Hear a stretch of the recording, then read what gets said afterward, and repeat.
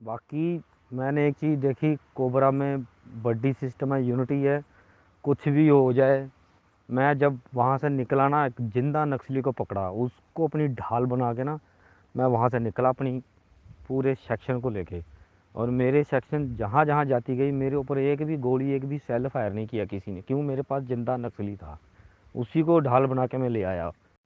भाई इन बंदों को सल्यूट है दिल से, जो बंदे गए। कल हमने कैंप में आके खाना नहीं खाया, हमारा खाना ऐसे पड़ा रह गया। रात को 1:30 बजे कैंप में वापस आए, हमें नींद नहीं आई। आज पूरा दिन भी हम पूरे ऐसे बैठे रहे, लेकिन मन नहीं किया। अभी डीआईजी बीजापुर डीआईजी जो है कोमल सिंह साहब है, जो वो आ रखा कैंप में। कल ब्रीफिंग है, कल डीजी साहब भी आ रहा है। बीजापुर में तो आज आ गया, रायपुर में डीजी साहब आ चुका है, अभी यहाँ पे है। कल उनका दरबार है, विजिट है, पता नहीं ब्रीफ करेगा, क्या करेगा क्या नहीं करेगा, तो वो उसका है। भाई नरेश उस्ताद, आपने जो CSWT बेलगाम में सिखाया, 3 महीने आपसे रगड़ा खाया, लेकिन एक चीज़ वहाँ सीखी, चाहे कुछ भी हो जाए, लड़ो। लड़ो और जीतो, फाइट करो। ठीक है, जीतेगा कोबरा, जीता कोबरा, लास्ट तक लड़ता। और हम लड़े। कल हिडमा को हमने बता दिया कि साले तूने गलत जगह पंगा ले लिया।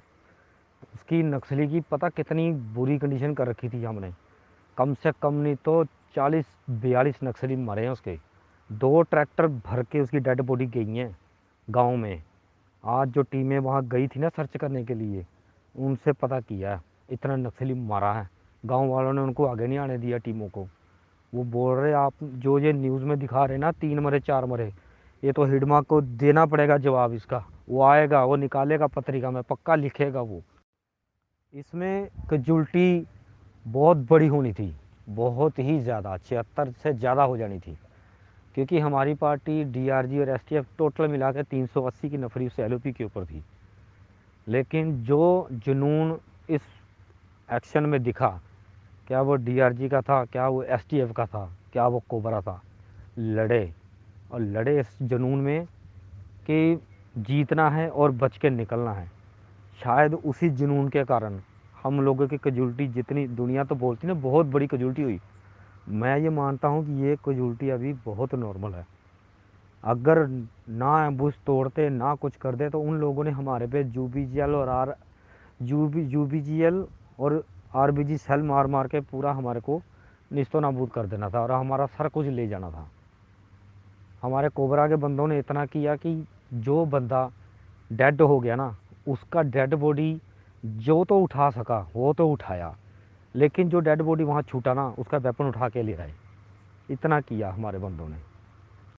बाकी भाइयों, इस फौज को सैल्यूट है, लड़ती है, करती है और काम पे खरी उतरती है। लेकिन ग्राउंड में जो लड़ा, वो बिल्कुल सही तरीके से बेड़ा पार करता है।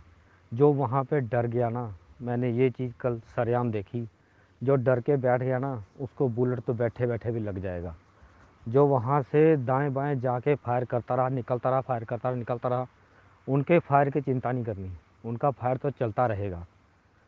वो उनके पास पता नहीं कितना अमुनिशन था, कितना सेल था, क्या था, ये समझ में नहीं आया कि इतना अमुनिशन उनके पास कहाँ से आ गया। पार्टी जो भी वहाँ पे फायर हुआ, सबसे पहला जो वहाँ से फायर आया, तो फायर आरबीजी राउंड का फायर आया, तो इतना तगड़ा धमाका होता आरबीजी राउंड का, उसमें आदमी दहल जाता है कि क्या हो गया। और जैसे वो फायर आया, तो उसके बाद फिर एसटीएफ और डीआरजी वालों ने फायर खोल दिया, यूबीजीएल सीजीएल। फिर वहाँ पे इतना चला, हमारे 2 सर थे, इसमें संदीप द्विवेदी सर, वो उसमें ज़ख्मी हुए हैं, उनके हाथ पे गोली लगी और एक रान पे गोली लगी।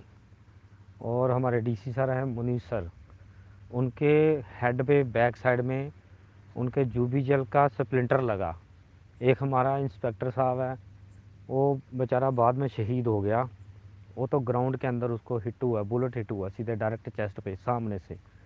नक्सल को खदेड़ते हुए पार्टी को फायर एंड मूव करवा रहे थे एडवांस, तो उन्होंने एक कोने से मतलब कि पार्टी को गुजारा, तो बस वहीं से उनको किसी ने झाड़ी में शूट किया, वहीं से गया।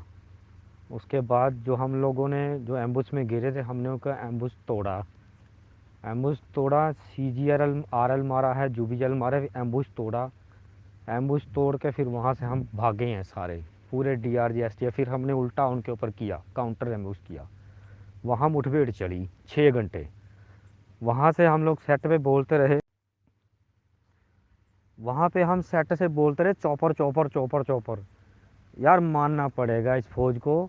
10 बजे सुबह, सुबह 11 बजे बोल रहा है भी चॉपर उड़ गया।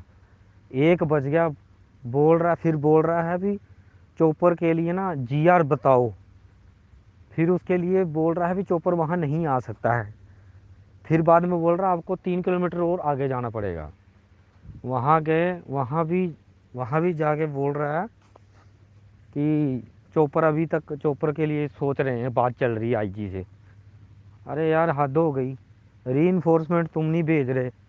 री के लिए 168 को बताया, वो लोग अपनी कंपनी से चले हुए एक पहाड़ी पे बैठे हुए जाके, बताओ। कोई मतलब नहीं।